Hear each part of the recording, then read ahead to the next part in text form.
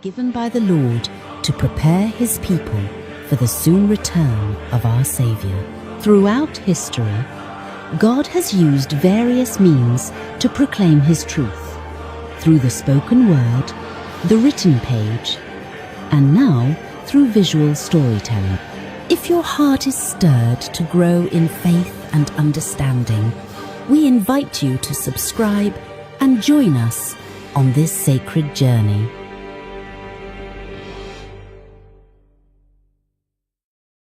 He, Satan, informed them, his angel followers, of his plans to wrest from God the noble Adam and his companion Eve.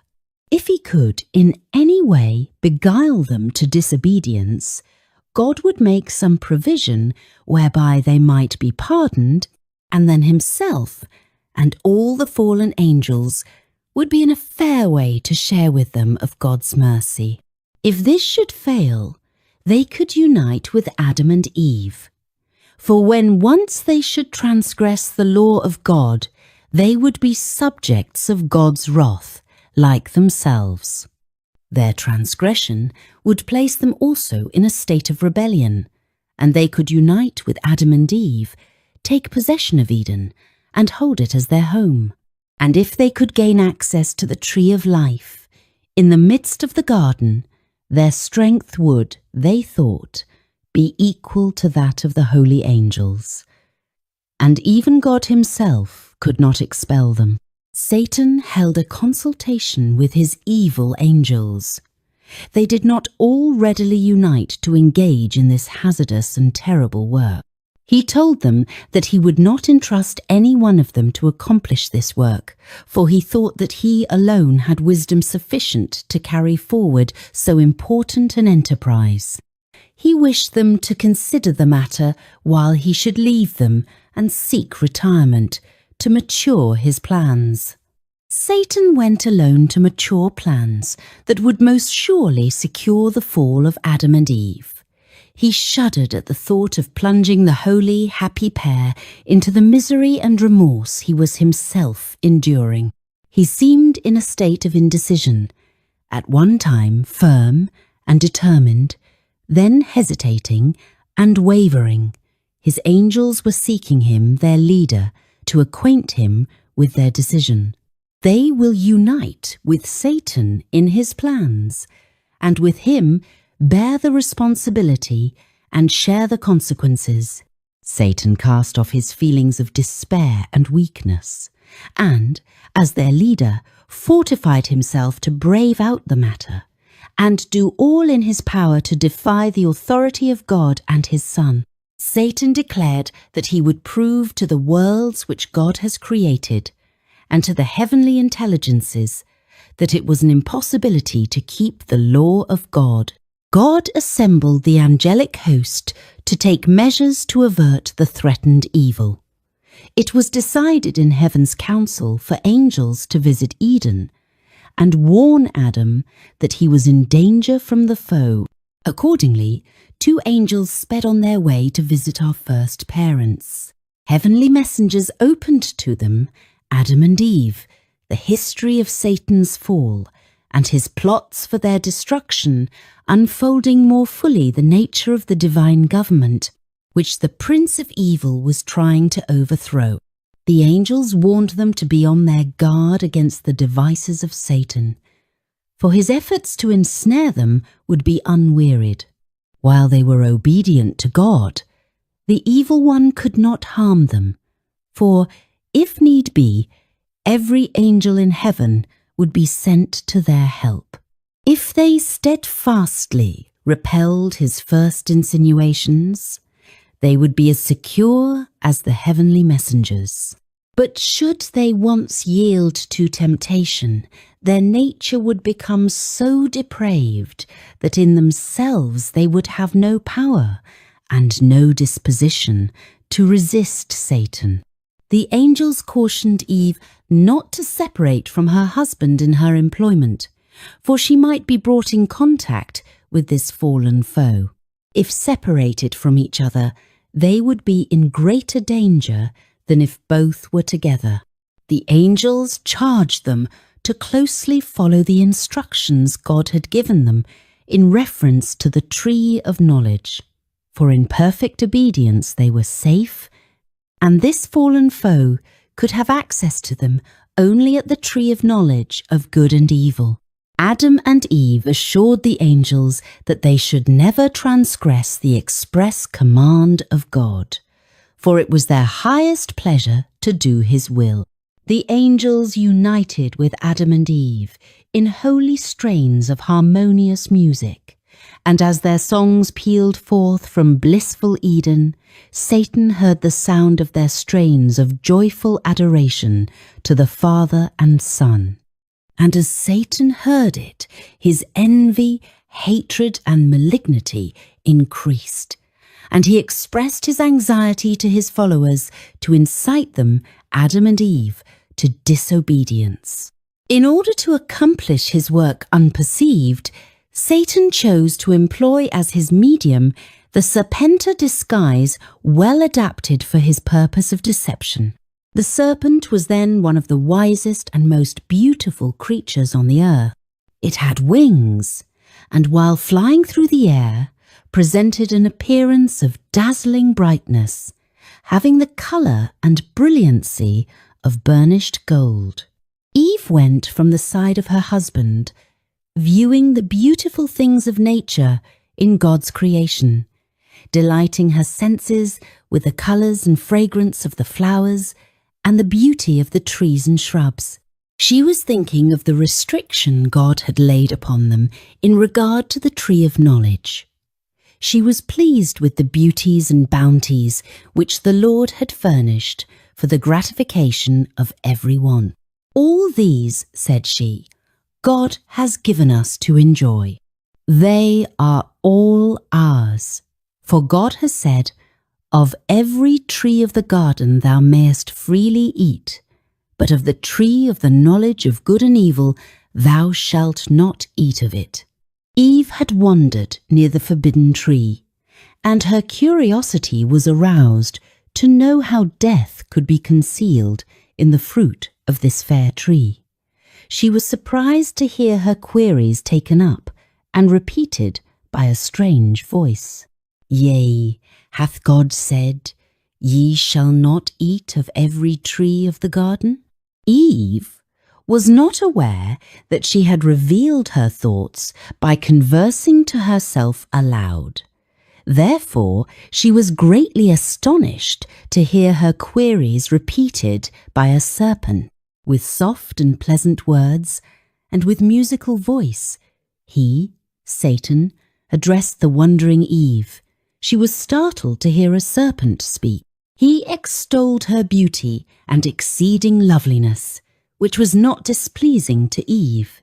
Eve was beguiled, flattered, infatuated. She, Eve, really thought the serpent had a knowledge of her thoughts, and that he must be very wise.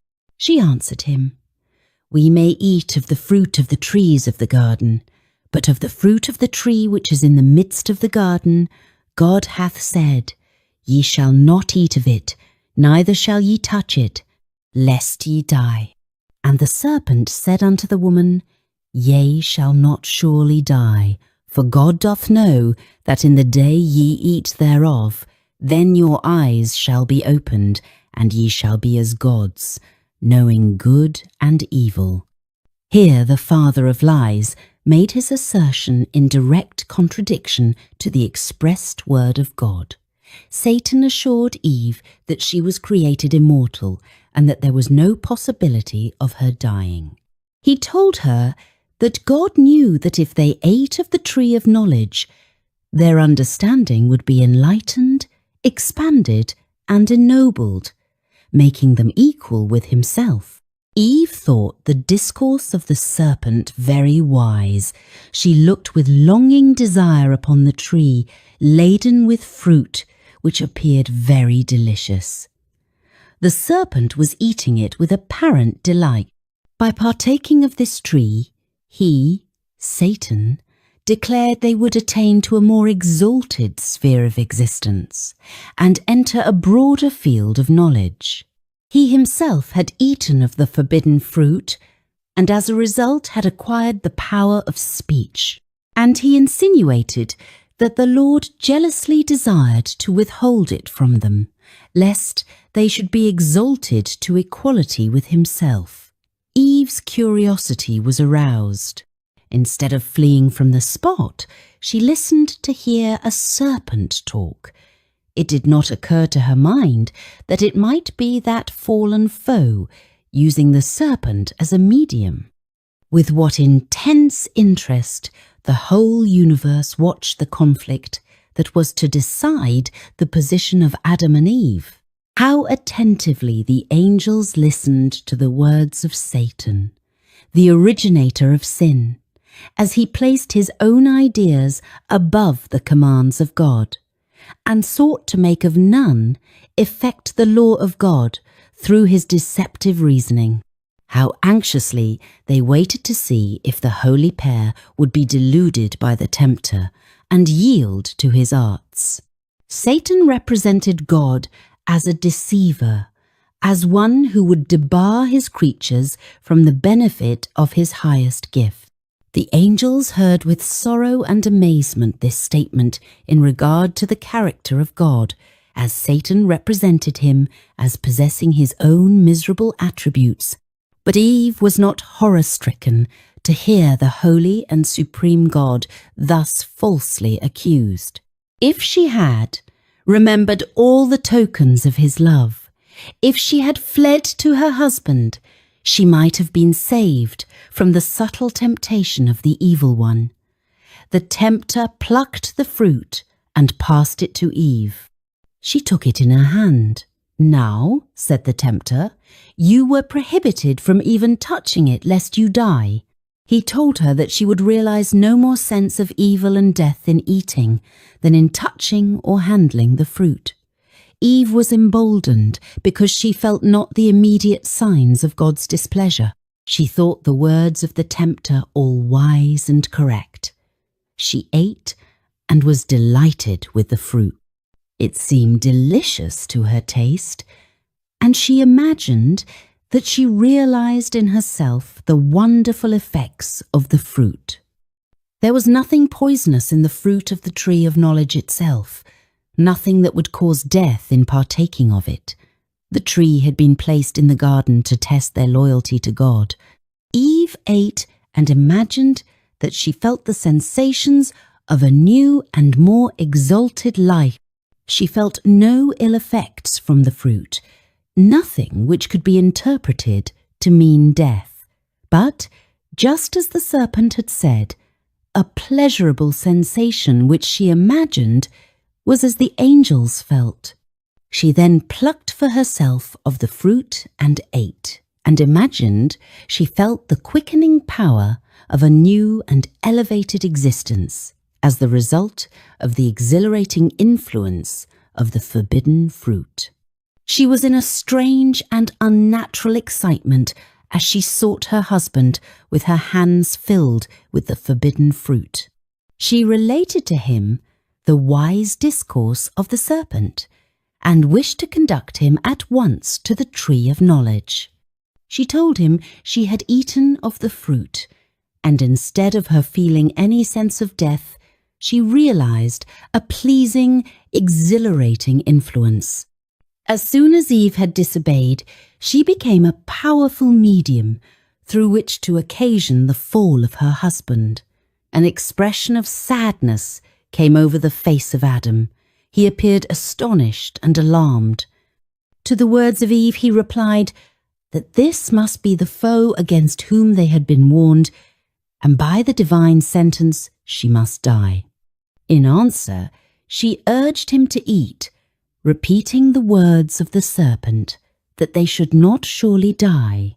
She reasoned that this must be true, for she felt no evidence of God's displeasure. Adam understood that his companion had transgressed the command of God, disregarded the only prohibition laid upon them as a test of their fidelity and love. There was a terrible struggle in his mind. He mourned that he had permitted Eve to wander from his side. But now the deed was done.